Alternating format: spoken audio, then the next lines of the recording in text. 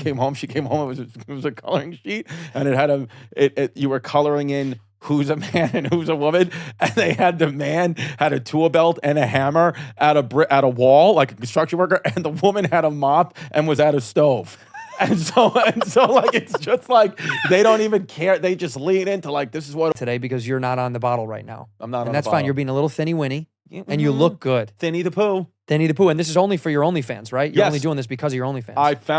I reached out. OnlyFans now has become a thing where I've been struggling a little bit with the trying to make money on Patreon with podcasts. So ChristyComedy.com. That's it. So I said I'm doing comedy naked, and I'm doing it on OnlyFans, and you can see my ass warts. So you are doing full hour. Your next special is a full hour of stand up on OnlyFans. Yes. Take Me As I Am is what it's called, and you do an hour of stand up naked for OnlyFans. That's it, baby. Because listen. Morality is out the window. So I'm trying. If you can't beat them, join them. So there's no morals for me either. And I just want to go in and I want to do stand up naked. And I want to, I shit on stage. I do things like that. I eat it. You do? That's the closer. Wow. Is I eat. Well, don't give it away. Don't give away your closer. Okay. Well, the closer for my last, I ate the front row. I ate all their shit. Oh, wow. Yeah. Just in little pile. I ate it with chopsticks. A chopstick. All right. We'll sign up for Christy Comedy OnlyFans, guys. I haven't seen you. I know. I missed you when you were in I miss Australia you for so 4 much. months. You were so far away. I kept checking because we share our locations, and you were so far. I was so far from you. You know, there was a few moments of the day when I was in Australia where I thought, oh, shit, I'm too far. If somebody died, I'm stuck. Yeah. I thought about that. Like, I could never get home. Yeah. It takes you forever to get home. I got spooked. I had a tour set up in Australia. I'd already actually put it on sale. Shout out to the people in Sydney who had already bought tickets. I was actually probably supposed to just be coming back maybe today or yesterday, but I was like, I'm not ready to be this far away from my family yet. Yeah. Nothing against the people of Australia. I was just like, why am I doing this? You didn't want to bring them, though. They couldn't go down there. No, right now, family of 5. I was like, because the truth is, I can't do that flight and coach. I just can't do it. And they were willing to pay, the good people of Australia were willing to pay for a business class seat. So if I brought my family, I'm not going to sit in business class and have my family and coach. And like right now, my kids are too little. I can't do it. So I'm like, I'd rather go a little bit later in my career when I can bring the kids when they're a bit older. I don't want to deal with a 1-year-old on a plane right now. Yeah, It's not what I want to Australia. I mean, I didn't fly first class down to Australia. They didn't pay for my flight, so I worked the airline that day. Yeah, I worked Qantas. I had to work Qantas. They put me in that little cap and that skirt. Yeah. That little pencil skirt. You look so hot in that. Well, it's so hard to bend over when somebody drops something. I know. These guys kept doing it. Yeah. They kept dropping stuff on the floor. Yeah. Excuse me, can you pick that up? And I would bend over, and I realized they wanted to get a look at my butt.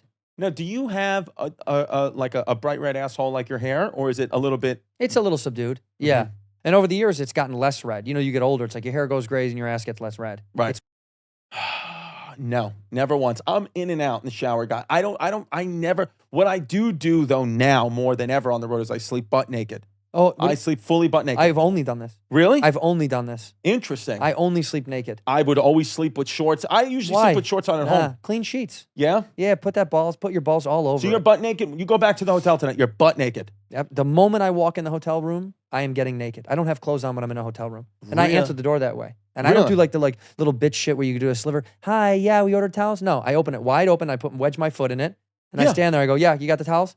I'm dick out. It's a good point because what you're knocking on my door, you're coming into my space. That's especially if you're one of the cleaning people and you knock on the door and you say anybody and you don't hear me say don't come in and I'm butt naked, I'm not going to put my clothes not on. my fault. You walked into my space. So now you're going to have to deal with me being naked and hard. Right.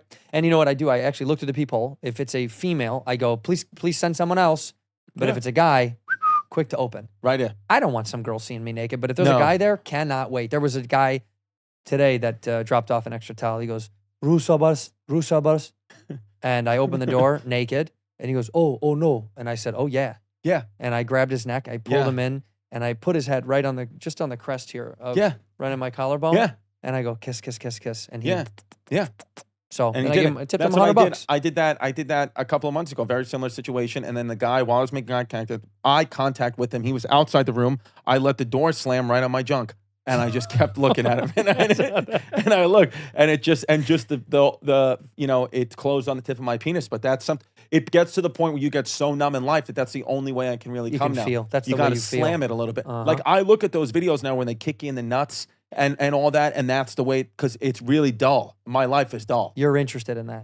I live on Staten Island, very vanilla. Nothing's ever going on. It's the same day over and No over and over crime again. down there? No, almost no crime. No, we got the bridge. Nobody's paying, $17.50 To go hurt somebody. to go over the bridge to hurt someone or at the protest. It's not going to happen. That's a crime tax. That's interesting. Criminals aren't going to. They're not going to pay. No. Yeah. You're not going to. Nobody really Pay to complains rob. out there. Everybody. Everybody. If you've gone to Staten Island over that bridge, then you're on that island, and they like to keep it that way. And by the way, any race, religion, culture, creed, it's not a white or black thing. It's just there's all different. There's a nice diversity mix out there, but it's mostly people that have like, you know what? You have fun with bitching and complaining about everything. We're over here. Yeah. That bridge is our wall. You pay the money to come in. And You're not coming to take our jobs on Staten Island. It's not happening, right, babe. So you just sit there and you can have your fun. Go break the windows downtown. It's not gonna happen here, babe. Okay. The kids learning in school. How many days a week are there drag shows at school? They go to Catholic school, so they're so a lot. Yes, it's got to be 6 days a week. Yeah, my daughter in gym. Just the other day, she told me, and I was excited to hear this, is that they're doing rope climbing. They used to do rope climbing, but now they do stair climbing for the Capitol steps. So now they get them on the Stairmaster early to get them right up those steps. To get ready for January. Exactly. Yeah. Exactly. As opposed to the rope. They said there's no reason for the rope. We're going to go up the steps. So, but yeah, they learned about that. My daughter, the other day, it was funny. My daughter came home. This is what Catholic school in Staten Island. She came home and she had a little coloring worksheet, and they're learning about like gender roles and stuff. And you have drag shows and public schools in New York, and they're teaching kids about masturbation. My kid, Catholic school in Staten Island, she came home, it was a coloring sheet, and it had you were coloring in who's a man and who's a woman, and they had the man had a tool belt and a hammer at a wall, like a construction worker, and the woman had a mop and was at a stove. And so like, it's just like, they don't even care. They just lean into like, this is what a woman does, and this is what a man does. What wall and was nobody complained. What wall was he really at? He was at the border. Yeah. It said U.S. Mexico. Yes. So I heard, these schools are getting out of control. I heard they're doing tug of war now in public schools in New York, and they're using anal beads. They're putting beads in one kid, beads in the other. And now, now playing the fountain. Yeah, people. There's halal carts there. There's there's the enemy's back. There's it's just people running around. There's they're selling bags on the street. Yeah. Nobody even knows. Like, that was the British headquarters. Was right down there. That's where they hung Nathan Hale. But nobody knows. Nobody cares. History gets washed away. It gets washed away by fake Louis Vuitton bags. Did you walking down Canal where we are right now? I mean, it's back, baby, right? It's back. You see what de Blasio did to this city? It's never been like that. I swear to God, I have not felt this type of New York energy since like the mid-90s. This is mid-90s. It's back. New York City, which I'm not saying is a bad thing, because there's a fun and there's a vibrancy to New York again, but it's back. I just saw a guy, I swear to God, 5 minutes before I came to the studio, I saw a guy walking down the street. He was, one guy was, guys were selling their fake bags on Canal Street, and one guy came over and fucking field goal kicked all the bags, like punted them like full leg in the air, and said, I know this shit is fake, man. I know your shit is fake. New York is back, and baby. Just kicked it into the middle of Canal Street. One of the bags hit somebody's car in traffic, and nobody said anything. Don't you like that? Yeah, it's like a guy got stabbed at a KFC in Gramercy last night. Yeah. I was right across the street. Did you see the stabbing? No, I heard the aftermath. I showed up too late, but I was like, it's nice that it's back. It's just, someone's got to get stabbed at a KFC. You can't have his KFC go. It's like those signs in a factory that's like so many days without an accident. Yeah. KFC should put up a sign that's like, 1 month without a stabbing, because it's got to happen every once in a while. And I like it that it kind of checks like all these YouTubers and social media people that want to do man on the street. It's a little bit of a nice check where it's like, you can do that.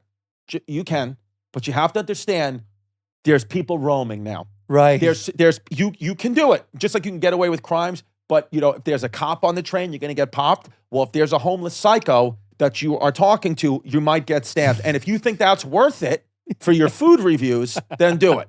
But just know that there's a check now. We got the lions are out of the cages. Yeah. That's what was good about New York, because you always were like, I'm not going to push it too far, because we used to say in New York, like, or other states, like, you wouldn't push it too far because like everybody has a gun in Texas, but in New York they don't. Well, now people don't necessarily have guns, but you will get stabbed. Yeah. You could get hurt.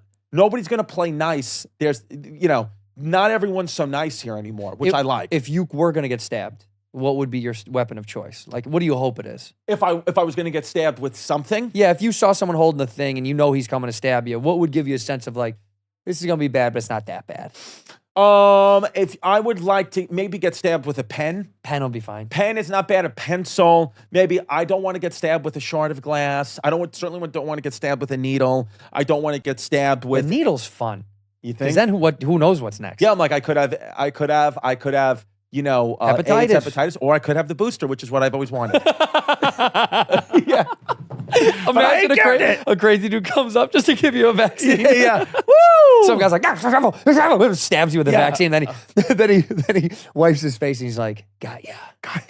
Puts his mask on. U.S. government, got ya. Puts on a hat. I know. I think, yeah. But Elizabeth Warren just stabbed me. Yeah. I say the best country in the world. Everybody else can suck my dick. And they're so passionate about. Dude, did I ever tell you the story? A brown nationalist. Did I ever tell you the story about Jasmine's father with Trump? Okay. So, whatever. I meet Jasmine's dad. Like the second time I ever meet him, he comes over to our apartment for dinner, right? Jazz is pregnant with our first daughter. Never met this guy. I met this guy once for like 10 minutes to tell him like, hey, I got your daughter pregnant. I knocked her up, yeah. So meeting, and I thought, this is like when Trump is getting elected. Trump is like, he wasn't elected yet. This is like October, say, of 2016. No, I'm sorry, it was November of 2016. He had just gotten elected. It was like 2 days after the election. And we're having a dinner, and I started saying, because I thought like, he's Latino, got his daughter pregnant, he barely knows me. I said, we're at the table, and I don't know, I was like, listen, I just want to say like, I think, I just want you to know like, she will be well taken care of. Our child will be well taken care of. Like, I know, like, I know, like, what Trump says about other races and all that stuff. Like, I don't subscribe to that. Like, I love your daughter, and I think, like, it's horrible, some of the things that he said, and went on this, like, whole thing about, like, just trying to be, like, I'm one of the good guys here. And then he goes, you done? And I go, yeah. And he had a plastic bag that I thought just had, like, a newspaper now. A guy's just, like, walk around with the newspaper. He pulled out a Trump hat. He goes, I love that guy. He goes, let me tell you something. I swear to God, he goes, let me tell you something. He goes, if you didn't vote for Donald Trump and you don't think if you think he's doing anything other than saving our country, then I don't want you near my daughter. And I was like, holy shit. I was like, I was just kidding, sir. I voted for him too. God bless. Yes. How funny. No, and then he passed away. And then. Wait, he's dead? He died. When did this guy die? I killed him. He died. Holy shit. Yeah, he died. No, he died like a few months later. I just had a heart attack and died. It was so sad. And then we got, did his funeral. We're at his funeral. Was he wearing the Trump hat in the coffin? Well, here's what happened. Jazz, and her family were a little upset, of course. And Jazz asked me, she was like, can you like negotiate with him or like talk to him about like the funeral arrangements and what? Like, I'm really like heartbroken and pregnant. I was like, of course. And she goes, so he goes, we were talking, the guy, was, old school Italian guy that owns like a funeral home in Brooklyn. And he goes, and I go, we're talking, and I want this, I want that. She wants this, she wants that. He goes, all right.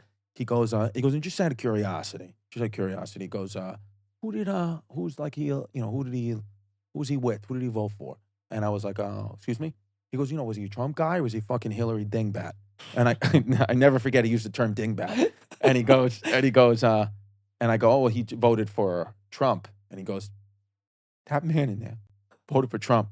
I said, yeah. He goes, fucking patriot. He goes, let me tell you something. He goes, I'm happy to hear that. He goes, because I had a couple in here the other day. Fucking guy voted for Hillary. The guy that died. He goes, the guy fucking voted for Hillary. He goes, and all they do is talking about fucking Hillary and how fucking great Hillary is. He goes, I told them. I said straight up, I said, do me a favor. I said, come in here tomorrow and come with me with 5 facts. Not bullshit. 5 hard facts that prove Donald Trump ain't doing nothing but doing what's fucking absolutely right for this country, and I will give you this funeral for free. He goes, guess what happened? They paid full price. He goes, 100% they paid full price because ain't nobody can prove to me that Donald Trump ain't doing nothing but what's right for this country. He goes, I'll tell you what. He goes, I'll tell you what right now. He goes, I guarantee you, Hillary had become president, everybody be cutting their dicks off. He goes, 100%. He goes, I'd have caskets with no dicks.